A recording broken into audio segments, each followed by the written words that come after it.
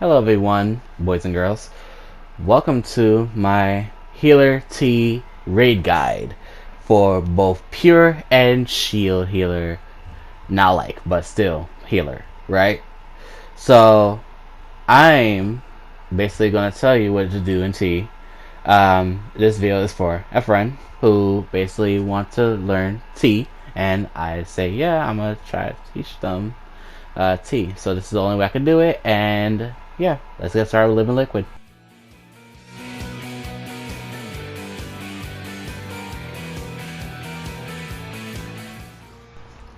During this phase, Pure Healer and Shield Healer has two jobs. Number one, to make sure nobody dies.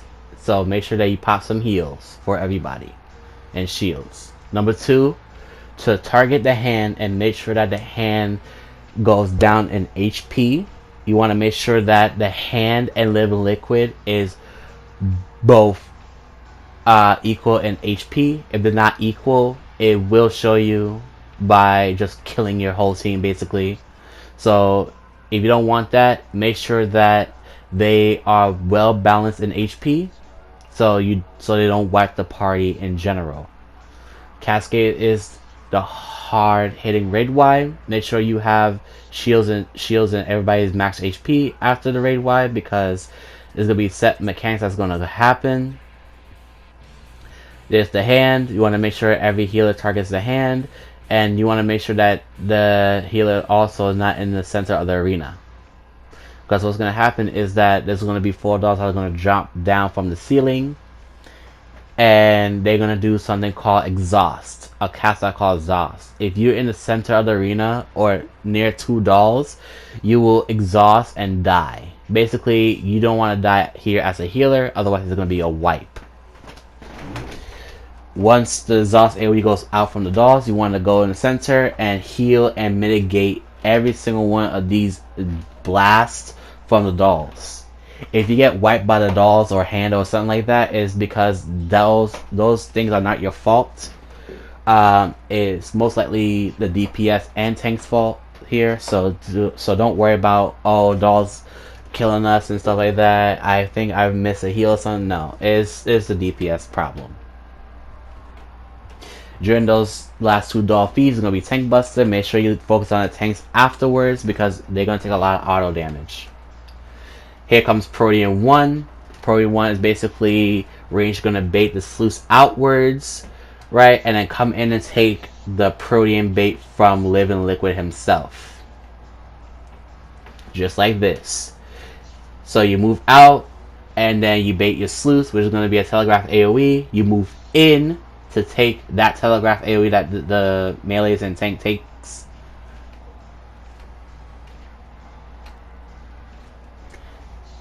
Alright, right after that is going to be splashes. Make sure that you mitigate and heal. Make sure you use Medica 2. Medica 2 is really good here with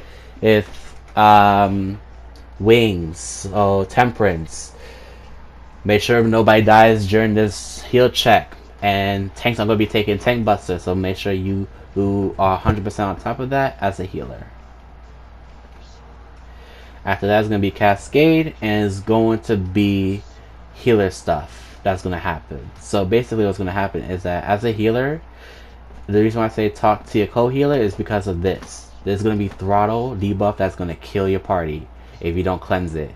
So you need to cleanse yourself and cleanse the rest of the people from top down or bottom up based on who is going where with the Asuna.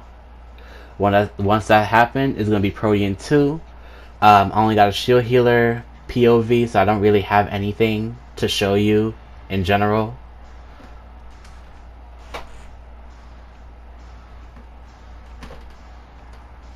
Make sure you heal up the party while coming back in to bait the last Protean as a healer, because if you don't, people would die from the lack of heals here, and lack of heals will most likely determine if you're ready for the other phases. This is Limit Cut. Honestly, I say look up the video for the movement. There's a bunch of them, and I think there is a good one that you can use for Limit Cut. But basically, this is a Limit Cut. I don't have anything else to really say about this. It's just that you gotta be very fast.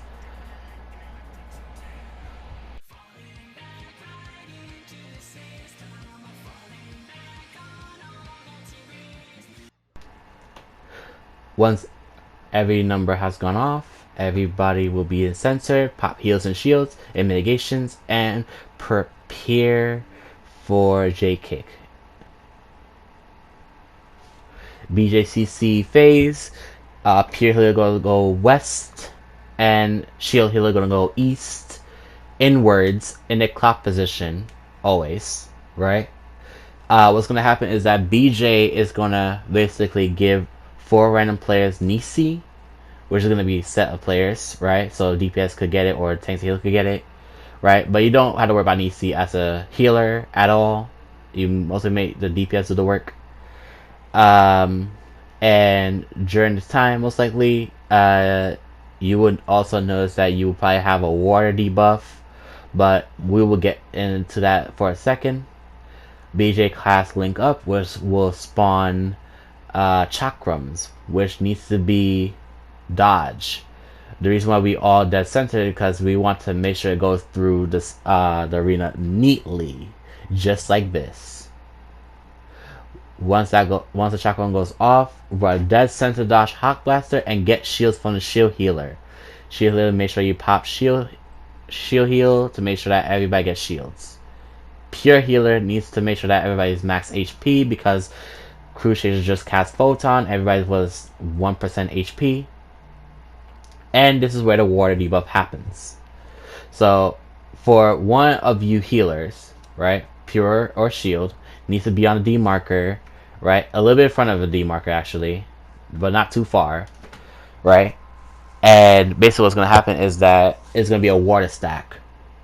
So we stack the water damage, and as soon as the water stack goes off, which is going to be damage, move out the way, because if you're next to that water tornado or you move too slow, you will basically get tethered by the water and you will die, causing the team to wipe.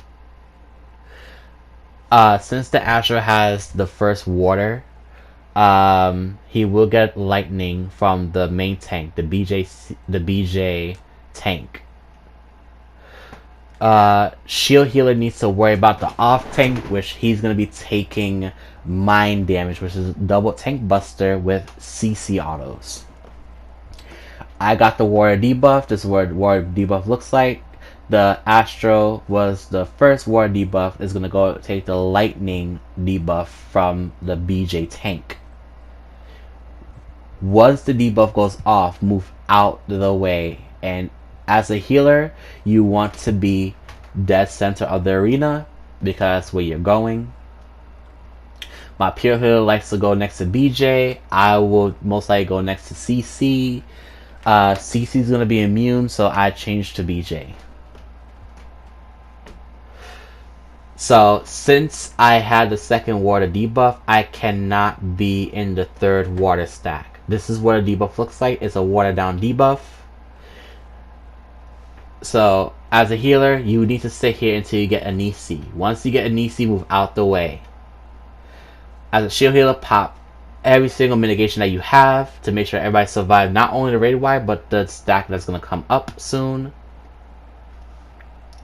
And because my pure healer has the first water debuff, and he took the lightning debuff on the BJ tank, he's now going to give the lightning debuff to the CC tank, which is going to be the paladin. Make sure that you're not near that person, otherwise you will probably most likely die. After that, the water stack went off at the same time as the lightning debuff, and then we're going to do BPOG, which is going to be blue, purple, orange, and green, which is going to be the lineup of the Nisi. Get your correct Nisi based on your debuff, which is this going to be the third debuff or the second debuff, whatever it is, right? So once the debuff is on everybody, you don't have to worry about these casts unless somebody done it wrong, then you would have been dead, right? During these times though, you will have to pay attention to your tank's HP because now they're going to be taking a lot of damage and a lot of autos. Cruise Chaser is going to cast Photon on the tanks only, so you don't have to worry about shielding, right? But if you want to shield just to, get ahead of yourself, go for it. After that, you need to heal the tanks up to full because BJ is gonna do a sheer tank buster, and they're not in good condition. They're gonna die. It is much important to heal your tanks. The tank buster goes off, and nothing else happens during this phase. So to be honest, make sure you stand next to the D marker and just sit there and just damage the bosses. And yeah, and then the phase is gonna be over. If the boss is too high, right? If CC is too high, you're gonna see Whirlwind Cast, which is gonna be most likely very wide damage. So make sure you heal up, and you'll be fine.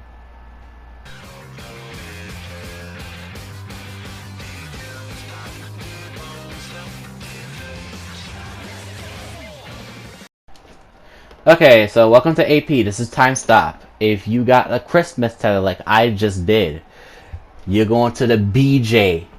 Alright, you're going to BJ. Nothing will go to CC. Aggravated Assault, which is going to be the lightning debuff, which the Paladin and the Bard has, which is going to be on the side of BJ next to the Death Wall. If you have the blue tether, you either go to the wall or you go on a D/2 marker based on where CC is completely random. The debuffs are completely random, right? And you want to be able to make sure you're away from that person if you have the blue tether debuff.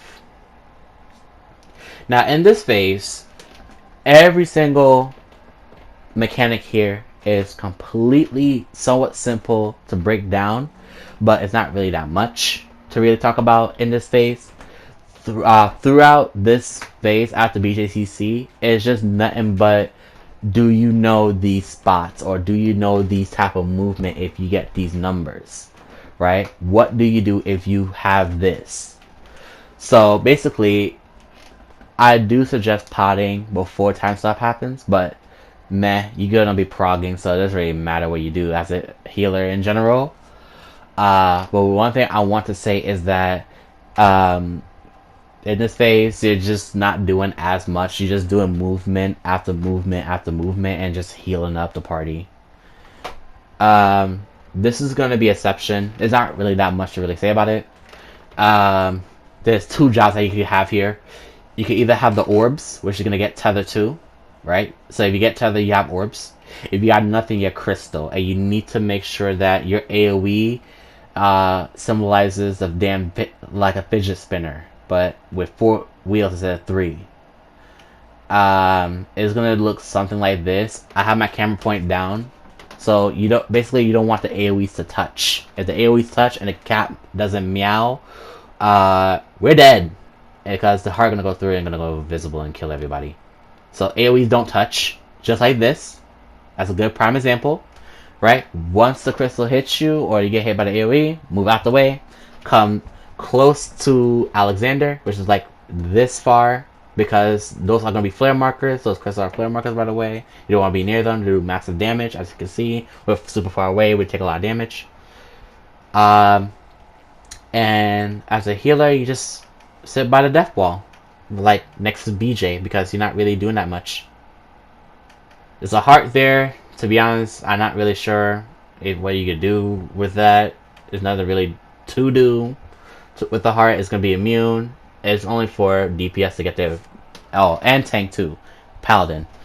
Just to get a gauge up. It's not really that much, to be honest. As a healer, you will always go left of the heart. So if the heart goes right there, you want to go to the left of it. You're not really doing that much here. Right? Everybody needs to be max HP with shields, because honestly, they're going to take a lot of damage. Shield healer goes south. Pure healer goes north, taking the cleave. Always. Always. Nothing here change. And then the cleave goes out, and then you just heal up the party if you want to. Doesn't matter, it's downtime, it's free. Nothing really do, right? And you just do your 2 minutes here. It's not really that much to do or say. So I'm just gonna talk to you guys until Wormhole.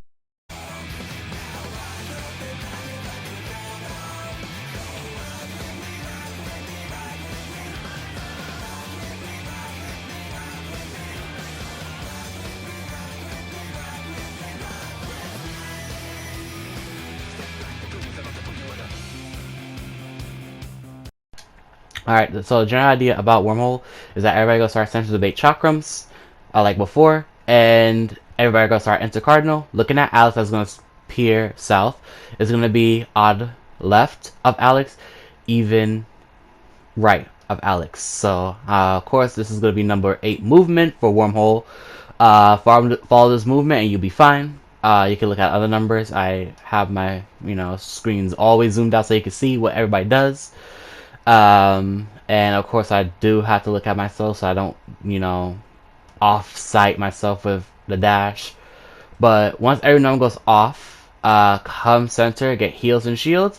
And yeah, that's basically it for Wormhole. And of course, healers go right of Alex for numerations.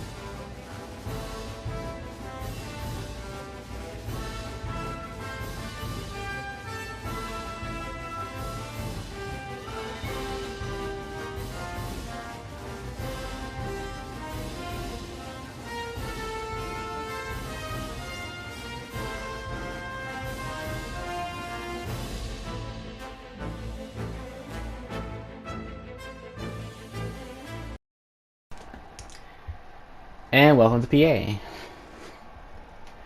So here, basically what's going to happen is that it's going to be final word. And what final word does is that you need to respect it, including if you see stillness and motion. But let's get to the second. This is going to be 4 debuffs. This is going to be dark player, light player, dark beacon, light beacon. Light beacon needs to be behind the D marker just for safety, and dark beacon needs to be on a 2 marker. So light beacon behind D and dark beacon on 2. Figure out your debuff immediately and go to your spot immediately as fast as you can. And respect stillness. This is Odin stillness, so pay attention to what the boss is casting so you don't die. So stillness is stop moving completely, including auto, VIA, anything that has to be you do with movement. After that, you're gonna march, and he's gonna do the opposite, which is gonna be motion, since I got hit by stillness. If you die as a dark player, that means you're too far and you need to be closer. Once that happens, it's going to be a stack and spread. So not too bad. Alright, it's whatever one you get, the other one will happen. So if I get stacked first, right here, it's going to be spread after. So it's just completely random at this point. Make sure you heal up everybody, by the way. Make sure nobody dies here. There's a lot of damage.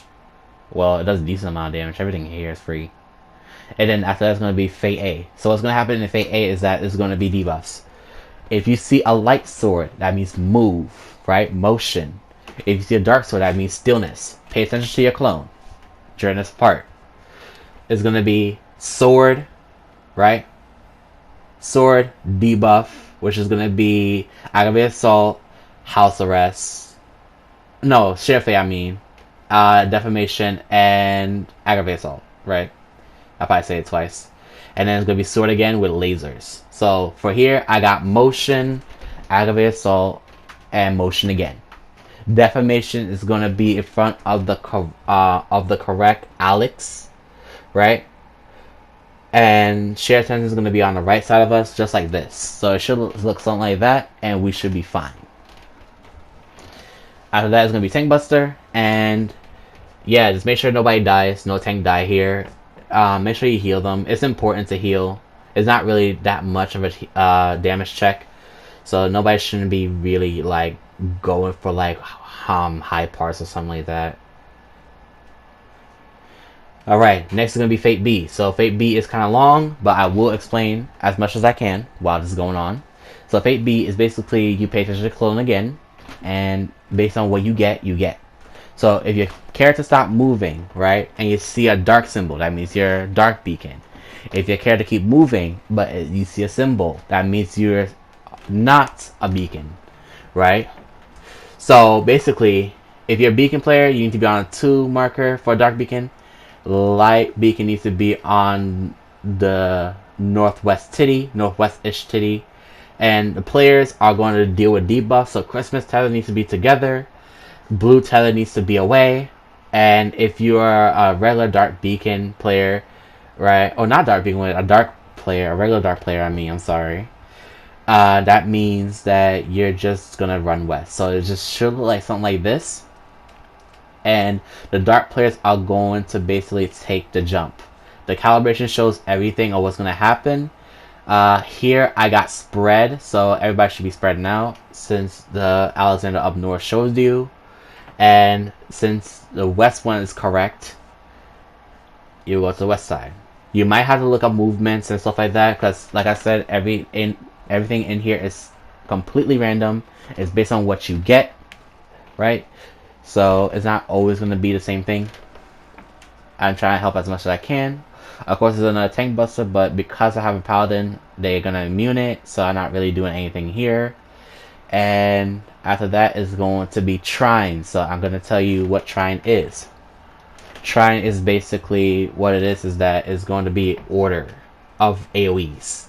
So obviously 3 is not safe, 4 is not safe, but the middle of underneath Alexander is. So we're going to go middle to 3. It's completely random.